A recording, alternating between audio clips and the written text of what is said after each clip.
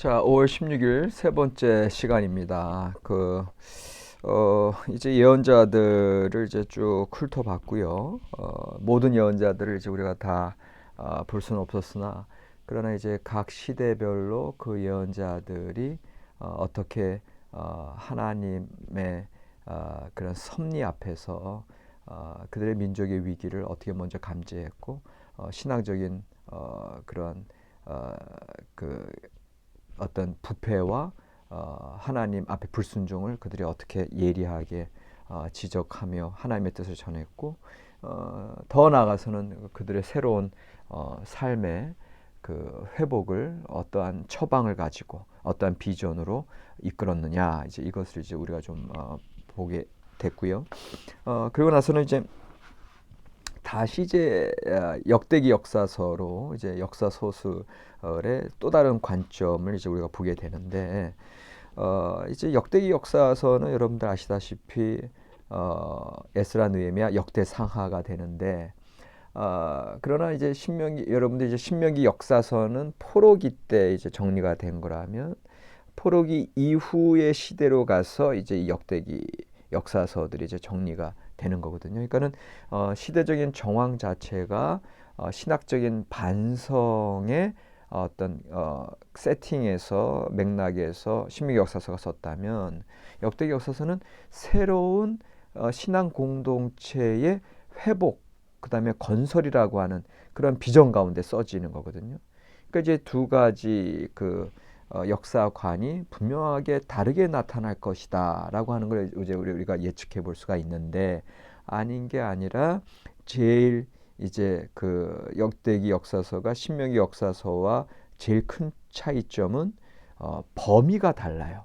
신명기 역사서는 가나안 정복 시대부터 시작해서 바벨론 포로로 끝나죠. 이건 뭐냐면은 신명기 역사서가 다분히 민족적인 그들의 이제 땅에 대한 정복과 그 다음에 그들의 왕국 형성, 그리고 왕국의 패망, 이 민족적인 어떤 정치적인 상황의 범위를 다루고 있다면, 역대기 역사서는 얘기가 다르죠. 역대기 역사서는 창조로부터 시작해서 이제 그 에스라 느헤미야 시대 때까지 오는 거, 더 보편적인 역사적인 그런 범위와 그런 관점을 다루고 있다라고 하는 게 아주 큰 차이가 되겠고, 두 번째는 이 역대기 사가에게 있어서는 특별히 이제 그 신명기 역사가들이 중시했던 그들의 민족의 구속사적인 이야기가 생략되어 있죠. 그리고 오히려 곧장 아담 이야기에서 다윗으로 들어가죠. 그 사이에 출애굽에 대한 경험, 시내산 계약 사건, 그 다음에 가나안 정착의 정복 전쟁이 완전히 빠져 있어요. 거기서 이게 우리가 볼 때는 그 이스라엘의 신앙 전승에서 이 구속사가 너무너무 중요한데, 역대기 역사가들은 과감히 빼버리고 오히려 아담에서 곧장 다윗으로 간다. 이게 뭘 상징하겠느냐? 바로 그들의 삶 속에 이 민족사적인 그러한 것들은 더 이상 그들이 자기네들의 회복의 비전으로 갖고 있지가 않는 거죠. 오히려 보편적인 하나님의 다스리심의 개념을 그들이 갖고 있다라고 하는 거고, 더 나아가서는 민족적인 어떤 민족 독립에 대한 이야기를 하지 않는 이유는, 페르시아 가버먼트가 옛날 바벨론이나 아시리아 가버먼트보다는 다른 개념이죠. 아시리아와 바벨론은 심판으로 이스라엘을 적대했다면, 페르시아는 오히려 포로들을 귀환시키고 해방시켰던, 오히려 구원의 도구로 사용된 것을 그들이 알고 있잖아요. 그러니까 이 지금 페르시아 시대의 그런 배경으로 이 포로기 이후 시대의 그 예후드 공동체 내지는 그 유다 공동체에게 있어서는 어떤 그런 민족적인 개념보다는 보편적으로 하나님의 온 우주의 하나님이심을 바라보게 되는 거고, 더 이상 구속사적인 개념보다는 보편사적인 그런 개념으로 이 역대기 사가가 그 역사 기록을 써 나가고 있는 것으로 우리가 보게 되는 거죠. 그러면 왜 곧장 다윗으로 이어지고 그 다음에 역대기 상하의 전체 중에 4분지 3이 다윗과 솔로몬에 대한 기록으로 할애가 되어 있거든요. 그러니까는 왜 그렇게 다윗과 솔로몬을 중심으로 보느냐 했을 때는, 다윗과 솔로몬을 그러면 정치적으로 그렇게 가장 강대했던 때이기 때문에 그렇게 보는 거 아닙니까? 그거는 이제 신명기 역사가적인 어떤 입장인데, 그게 아니라 역대기 역사가들은 다윗과 솔로몬을 통해서 뭘 보는 거예요? 하나님의 성전 건축을 보는 거예요. 그리고 하나님의 제2예배의 완전성을 보는 거예요. 그리고 지금 역대기 사가들은 그런 민족적인 독립이 아니라 이 제2 예배, 이것이 하나님 앞에 온전히 드려질 때 그들의 실제 삶의 목표가, 그리고 야훼를 섬기는 그들의 신앙의 완성이 이루어지는 것으로 그렇게 보는 거예요. 예. 그래서 포로기 이후 시대의 이스라엘 그 유다 공동체의 최고의 목표는 템플 커뮤니티, 성전 중심의 공동체, 그리고 템플 센터드 소사이어티. 그러니까는 아예 그 기존의 사사시대 때 포기되었던 그 신정정치 체제의 이상향을 다시금 새로운 각도에서 다윗이 모든 예전의 창시자로서, 그리고 솔로몬이 성전의 건축을 함으로써 그렇게 완벽히 이루어졌던 그런 하나님 예배의 그 이상향이 다시금 제2성전을 통해서 이루어져야 하는 것으로 그렇게 보고 있는 게 이제 역대기 역사가들이 되겠습니다. 그 다음에 이제 세 번째 신명기 역사가와 다른 모습이 이제 남유다 중심으로, 다윗 중심으로, 그래서 북이스라엘은 아예 언급도 하지 아니하고 다윗에 대한 또 인간적인 모습이나 비극적인 사건들, 어떤 다윗 바세바 스캔들이나 어떤 압살롬의 그 반역 사건이랄지 그런 건 다 빼버리죠. 왜? 예배 제의의 창시자고 다윗은 군주라기보다는 대제사장이거든요. 그러니까 그 대제사장에게 흠이 있으면 안 되잖아요. 그 다음에 이들이 바라는 그 예배의 이상향으로서의 그 종교 공동체, 신앙 공동체, 예배 공동체로 선다고 했을 때에는 다른 정치적인 색깔들은, 다른 어떤 그런 건모 수수들, 정치적인 그런 것들은 다 빠져버려야 되거든요. 그래서 남왕조 중심에, 그리고 철저하게 다윗과 솔로몬의 그런 선한 부분들만 부각시키고, 뿐만 아니라 남유다 그 다윗 왕조의 왕들의 실패나 실수도 그들이 이제 역대기 역사가들은 철저하게 하나님의 관점에서 이야기해 주죠.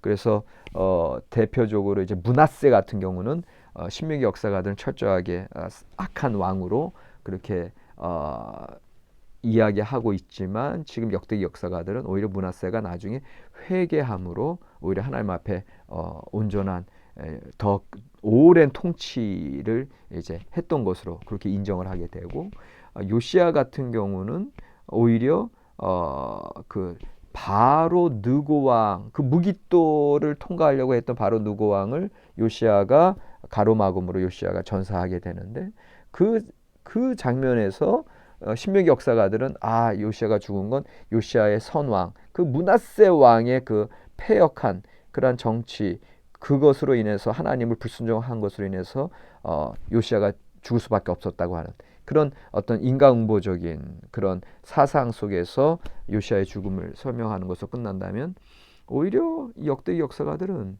오히려 바로 느고 왕 2세에게 하나님의 뜻이 있었고 하나님의 말씀을 선포하는데, 오히려 요시야가 그것을 깨어서 경성에서 듣지 못했기 때문에 죽을 수밖에 없었다라고 하는 거. 거기 이면에는 어떤 게 이 역대기 역사가들의 어떤 관점이 깔려 있냐면, 당시의 세계 역사의 흐름은 이게 이제 왜 바로 왕 느고 2세가 그가 출정을 해가지고 새롭게 신흥 강대국 바벨론을 이제 아수르 세력과 힘을 합쳐서 싸워야 되는, 그것이 당시의 시대적인 흐름이었고 그게 하나님의 경륜이었다라는 거죠. 그런 경륜까지도 역대기 역사가들은 이방 백성에게도 하나님의 뜻이 이렇게 임하는 것으로 그렇게 얘기하는 거죠. 왜? 페르시아 제국을 봤으니까. 페르시아 제국을 통한 하나님의 그 해방 사건을 경험했기 때문에. 그러니까 분명히 신명기 역사가들과 역대기 역사가들과의 이런 차이점들을 우리가 보게 되는 겁니다. 그러고 나서 이제 네 번째가 아까 말씀드렸듯이 신명기 역사가와 다른 점이 다윗을 정치적 지도자로 보기보다는 성전 예식의 창시자로서 묘사한다. 성전 음악, 예전을 조직하고 레위인 성가단을 조직하고 이런 것들이 그 다윗이 다 그 준비를 철저히 해주고 있는 것이 이제 역대기 역사서에선 그렇게 기록이 되어 있습니다. 바로 어떤 국가적인 개념으로 그 유다 공동체 포로 후기 시대의 유다 공동체를 보기보다는 페르시아 시대 지배하에 신앙 공동체로 결집되어 있는 그런 상태로 이제 보게 된다라고 하는 거죠. 자, 그리고 나서 이제 우리가 이제 그 역대기서 전체에서 이제 에스라 느헤미야를 이제 따로 좀 보게 되면 기존의 이제 학자들은 역대기서가 또 에스라 느헤미야 쓴 그러니까 동일한 저자라고 이제 보게 되는데 이제 그 근거가 역대하 끝 36장 22절 이하의 끝부분이 에스라 느헤미야의 시작 부분이랑 똑같아요. 에스라 1장 1절로 3절과 똑같은 걸 보고서 이게 똑같은 저자다 이제 이렇게 이제 판단을 해 왔는데 요즘은 또 이제 좀 다른 저자다라고 이제 얘기하는 경우도 있지만 일단은 이제 에스라 느헤미야가 이제 그 역대기 역사가의 어떤 그런 그런 저술 그런 범위와 이제 같이 가고 또 어느 정도의 이제 그런 역사적인 관점, 역사관도 이제 비슷한 것으로 이제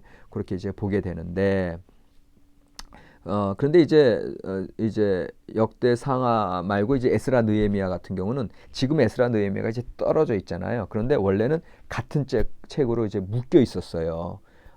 그러다가 원래 한 묶음이었던 것이 에스라 느헤미야로 이제 주후 3세기 초반, 그러니까 주후 3세기 초반 오리겐에 의해서 이제 이렇게 떨어져 있는 것으로 보여요. 그러니까는 70인역이 이제 구약 시대 말기부터 이제 예수님 태어나기 전까지 이제 70인역이 쭉 번역되는데 70인역만 해도 에스라 느헤미야는 한 책이에요.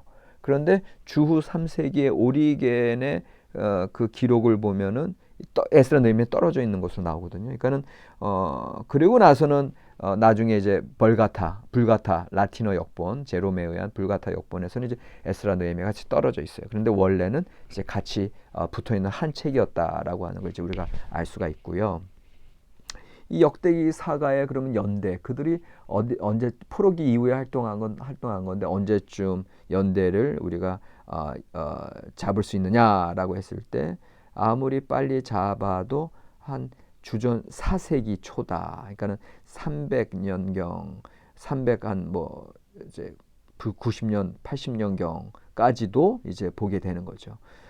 왜냐하면 여러분들 이제 마지막 예언자는 이제 말라기가 이제 한 400년경이거든요. 그러니까는 에스라 느헤미야의 경우에는 이제 에스라 느헤미야의 종교 개혁이 이제 학자들마다 그들이 예루살렘으로 돌아온 그 시간들이 조금은 다르지만 그러나 제가 볼 때는 말라기 시대의 그런 종교적인 타락상들을 말라기 예언자가 이제 지적을 하잖아요.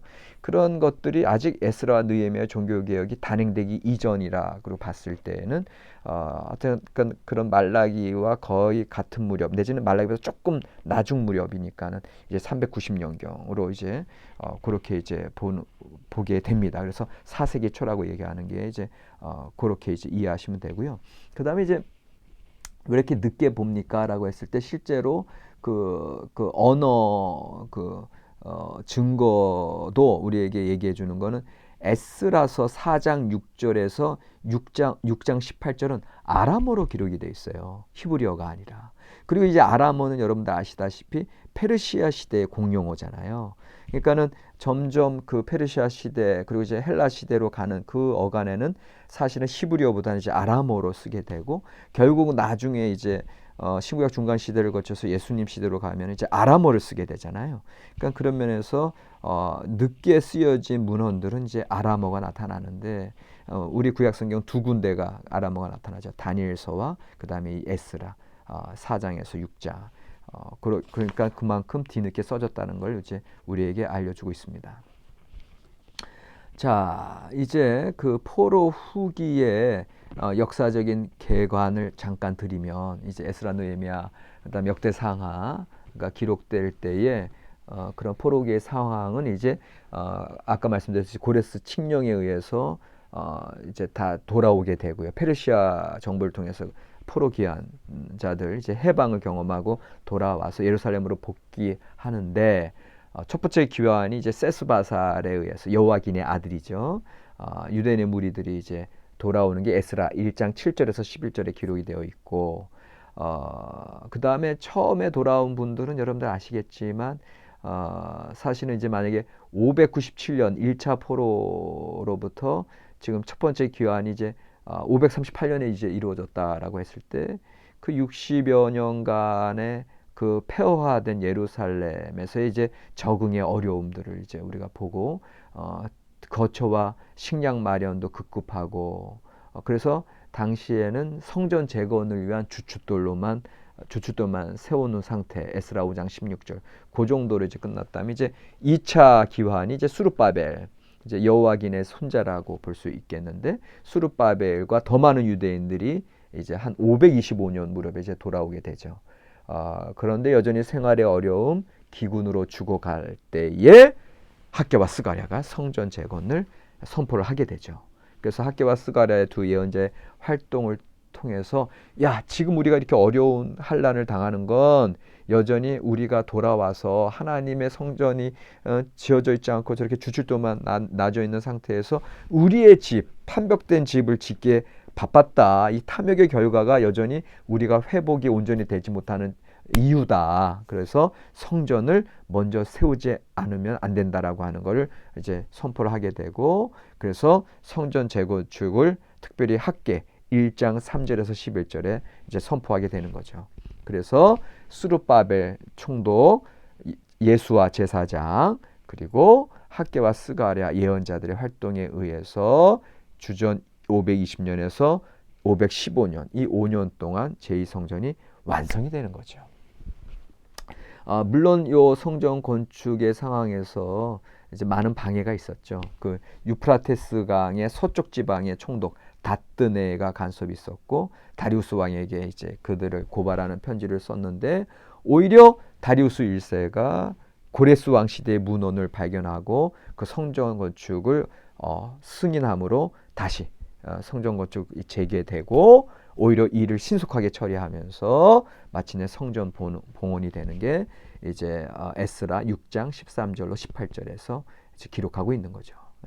그러나 솔로몬 성전에 비하면 제2성전은 규모가 작고 뭔가 그런 어떤 화려함이나 그런 거에 있어서도 이제 빈약했다고 하는 게 에스라 3장 12절에서 13절에 나와 있고요. 그런데 이제 이렇게 학개와 스가랴의 그 예언의 말씀들을 통해서 이제 그 가지고 있는 돈 다 바치고 아파트 팔아서 바치고 그렇게 성전을 건축했는데 이 성전 건축 후의 상황, 이 제2성전기에 이제 그 어려움이 있었던 것은 아까 말씀드렸듯이 이제 신정 정치 체제 이상향을 이제 꿈꿨는데 그래서 성전 중심의 사회가 이루어졌는데 그런데 이 예후도 공동체가 그 제사장만 남게 되잖아요. 그러니까는 나중에 성전 봉헌식을 할 때에 그 수룹바벨 총독은 온데간데 없이 사라지고 왜냐하면 이제 학개와 스가랴에 의해서 뭔가 민족의 독립 이제 이런 것들을 바라는 그런 움직임이 있었거든요. 예언자들 통해서.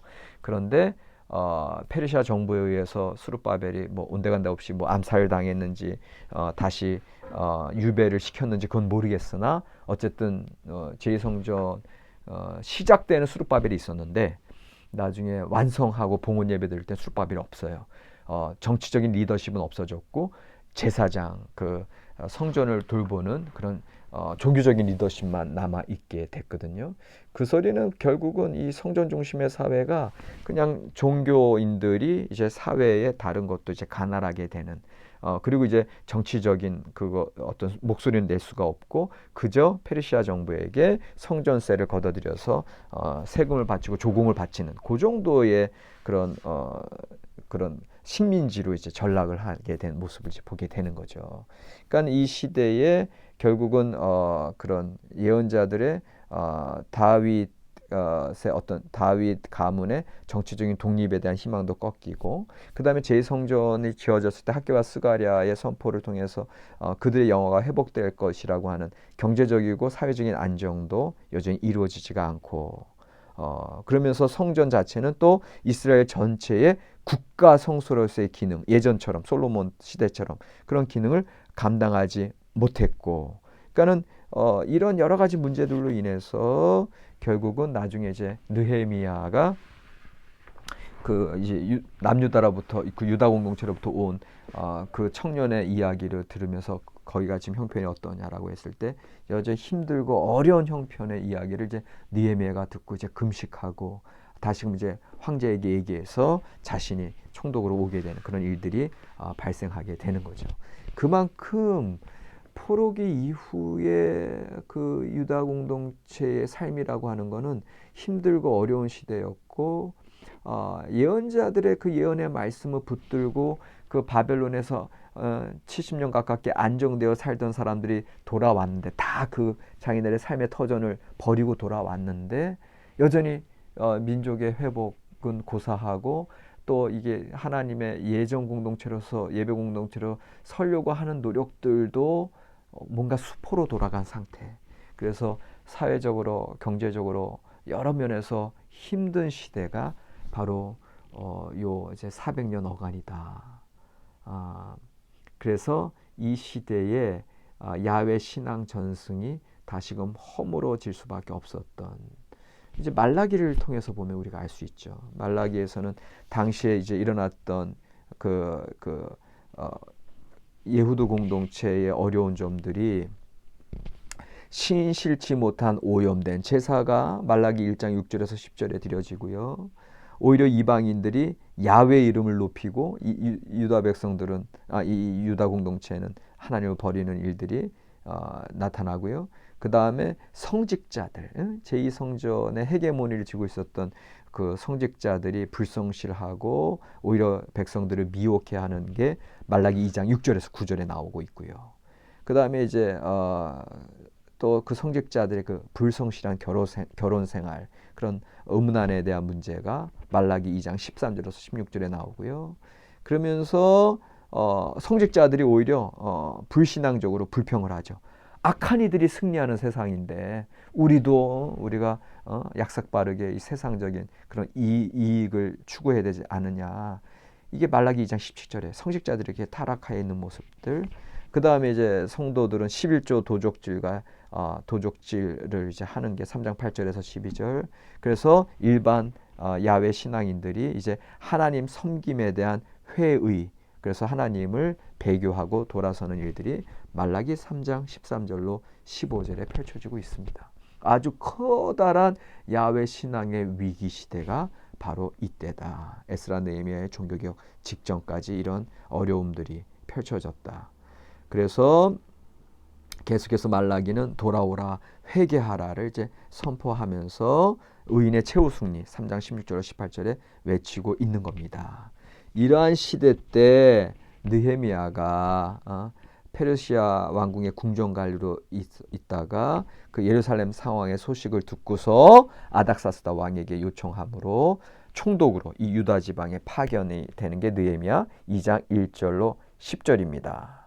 그래서 이 느헤미야가 도착한 시기가 이제 한 1차 도착이죠. 예루살렘에 445년경에 이제 도착하고 예루살렘 성전벽을 재건하고, 또 예루살렘 성전벽 재건할 때도 그냥 호로 사람 산발랏과 암몬 사람 도비야, 또 아라비아 사람 게셈의 방해가 그렇게 이제 많이 있었던 거를 이제 느헤미야 2장 19절에서 20절, 4장 1절에서 8절에 기록하고 있는데, 그럼에도 불구하고 52일 만에 성벽 공사가 이제 끝나고, 그리고 나서 이제 그의 1차 목표가 달성이 되어서 다시 페르시아 수사로 돌아갔다가 또 몇 해 후에 다시 이제 예루살렘의 총독으로 오게 되는 게 이제 433년경이다. 이렇게 되는 거예요.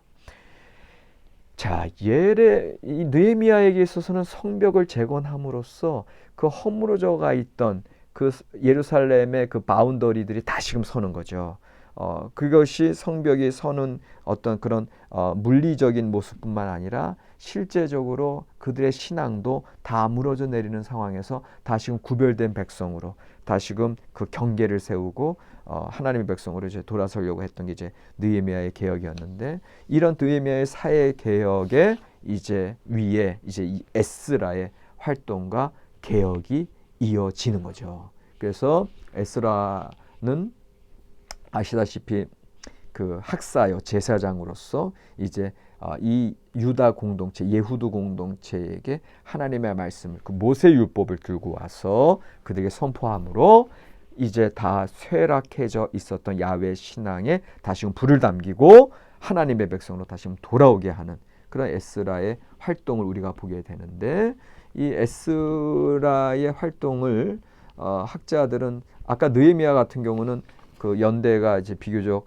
정확하게 445년 1차 또 433년 2차 그렇게 우리가 보게 되는데, 그런데 이제 에스라의 경우는 조금 어떤 학자들은 458년 아닥사스다 왕 1세 시대로 보게 되고, 그 아닥사스다 왕이 1세가 아니라 이제 2세라고 하면 398년으로 볼 수도 있거든요. 그래서 하여튼 제가 보기에는 오히려 398년이 맞지 않겠느냐 이제 이런 생각이 드는데, 왜냐하면은 아까 얘기했던 말라기 예언자가 400년경까지 활동을 했다면 그런 그 부패하고 타락하고 성직자들 또 여호와 신앙 믿는 자들이 배교가 있을 때 에스라의 그 말씀을 통한 종교 개혁을 통해서, 그리고 모든 자본을 금하고 에스라와 느헤미야 종교 개혁 통해서 다시금 이들이 하나님의 유대인으로 이제 유대인 그 주이시라고 하는 유대인 공동체 주데이즘 유대주의가 이 에스라로부터 시작되거든요. 그 이후에는 이제 이들이 그렇게 쇠퇴하고 타락하는 일이 없게 되거든요. 그러니까 그런 면에서는 에스라의 활동이 이제 398년이 아니었겠느냐 이렇게. 왜냐하면 458년으로 잡으면 그 이후에 이제 그 말라기에서 얘기하는 그런 타락상들이 또 벌어졌다. 그러면 이게 이제 맞아 들어가질 않는데, 오히려 그런 타락상 이후에 398년경에 에스라의 말씀을 통한 종교 개혁을 통해서 그들이 온전히 변화된 것으로 이제 이렇게 이제 보게 되면, 그래서 유대인이 또 유대주의가 확립이 되고 결국은 신구약 중간 시대를 거쳐서 이제 예수님도 유대인의 남자로 이제 태어나게 되고, 기독교 자체가 그 유대교의 하나의 분파로서 나오다가 이제 유대교를 다 뒤엎고 세계적인 종교로 이제 성장을 하게 되는 거죠. 그러니까 그런 면에서 이제 요 에스라와 느헤미야의 활동 그리고 그들의 종교 개혁이 사회 개혁과 종교 개혁이 너무너무 중요하고, 결국은 에스라의 활동에 두 가지 의미가 있는데, 첫 번째 의미는 그가 다 쇠락해 갔던 그 야훼 신앙의 전승들을 다시금 불일 듯 일어나게 하면서, 그 우리가 구약 성경이 포로 시대 때 한번 없어질 뻔했고 이 포로기 이후 시대에 이 시대에 또 한번 없어질 뻔했던 것이 이제 포로기 시대에는 그런 어떤 신명기적인 사가들의 각성과 새로운 역사관을 통해서 신학적인 반성을 통해서 이어져 내려왔다면, 이 포로기 이후 시대에는 에스라와 느헤미야의 종교개혁을 통해서, 특별히 이 에스라의 말씀을 통한 종교개혁을 통해서 다시금 신학 유산이 후대에 이어지게 됐다라고 하는 걸 하나의 측면에서는 볼 수 있는데, 두 번째 측면에서는 이제 유대주의가 이제 시작이 되면서 이 유대주의는 다시금 철저하게 율법주의의 기초가 되거든요. 그러니까 오늘날의 유대주의는 이제 그런 율법주의로 이제 우리가 보게 되고, 예수님 시대에도 초대 바리새인들, 사두개인들, 서기관들 그런 율법주의의 전형들 아닙니까? 그게 이제 사실은 요 이제 300년 이제 4세기 초반부에 이제 에스라의 종교개혁을 통해서 시작하게 된 건데, 그런데 이것 때문에 구약 성경을 이제 오해하게 된단 말이죠. 구약 성경은 이렇게 율법주의고 그리고 이제 폐쇄주의처럼 그렇게 보이게 되는데, 그거는 모르시는 말씀. 요 에스라 시대에 이제 일어나게 된 거지. 사실은 그 에스라 시대 뭐야? 구약 성경의 맨 끝. 그러나 구약 성경의 전체 흐름은 여전히 하나님께서 열려 계신 하나님이시고, 하나님께서 오히려 하나님 사랑, 마음에 새긴 하나님의 계약. 그래서 진정 심령의 중심에 대한 것들이 더 중요하지. 율법주의는 오히려 이 에스라의 종교개혁 때문에 이제 시작하게 된 거예요. 그러니까 에스라 종교개혁의 이제 상반적인 측면을 보게 될 때에 이게 나쁜 측면으로는 너무 폐쇄주의로 율법주의로 가게 되는 계기가 됐지만 또 좋은 점으로는 오히려 야훼 신앙의 전승들이 다 소멸될 위기에서 다시 신앙 전승을 생생하게 이어져 갈 수 있게끔 해주었던 것이 에스라의 종교 개혁이었다. 이렇게까지 우리가 이제 오늘 보게 됩니다. 그래서 오늘 숙제는 그냥 아까 내드렸던 하나만 하시면 되겠고요. 이제 다음 시간에 이제 제2경전 연구로 넘어가 보도록 하겠습니다. 수고하셨습니다.